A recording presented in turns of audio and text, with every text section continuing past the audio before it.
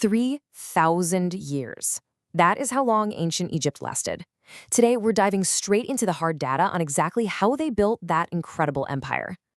Welcome to the anatomy of an empire. Let's break it down. You know, the absolute foundational cheat code of this entire civilization was geography. Picture this. On one side, you have the completely unforgiving, arid Sahara Desert. But on the other, the incredibly rich, fertile floodplains of the Nile. That river flooded predictably every single year, and it literally transformed a harsh desert into a massive, highly concentrated agricultural powerhouse. So by around 5,500 BC, this unique setup allowed early tribes like the Badarian and Nakata cultures to generate huge food surpluses.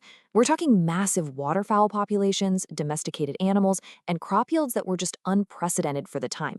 And because they weren't constantly struggling just to survive, they could actually channel all that extra energy into complex animal husbandry, trade, and even early mineral mining. All that extra food? It acted like a catalyst for centralizing power, and it happened in three main phases. First, local farming communities just exploded in size. Then, regional leaders started grabbing control of those super valuable Nile resources. Finally, all of this culminated around 3150 BC when King Narmer officially united the two lands of Upper and Lower Egypt.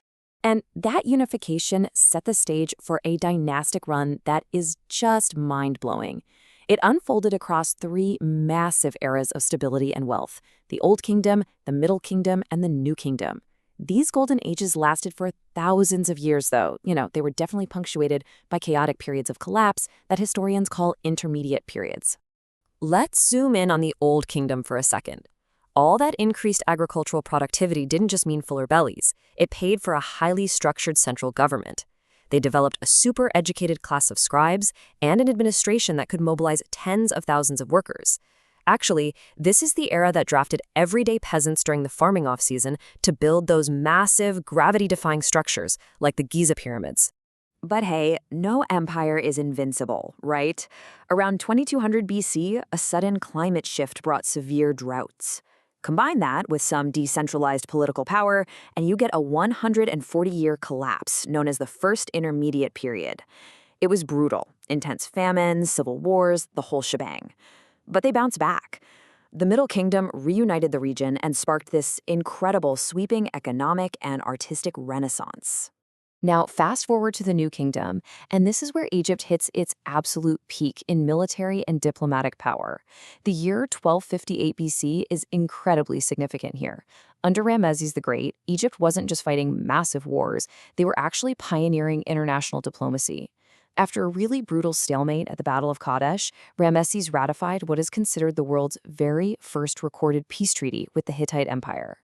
All this vast wealth and stability funded some serious state-organized innovation. We're talking massive technological leaps. They gave us the earliest known planked boats, this brilliant ceramic glaze called faience, highly advanced medical systems, and literally the foundations of practical mathematics. And how did they apply all that math and innovation? Let's look at their architecture. It really came down to a three-step mastery. First, endless state funding and perfectly organized labor. Second, using really simple but amazingly effective siting and surveying instruments. And third, executing monumental stone structures with a level of accuracy at places like Thebes that literally makes modern architects scratch their heads today. So, who were the people actually building all of this?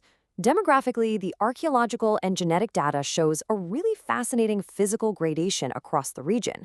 Up south in Upper Egypt, the people shared close biological affinities with Sudanese and sub-Saharan populations.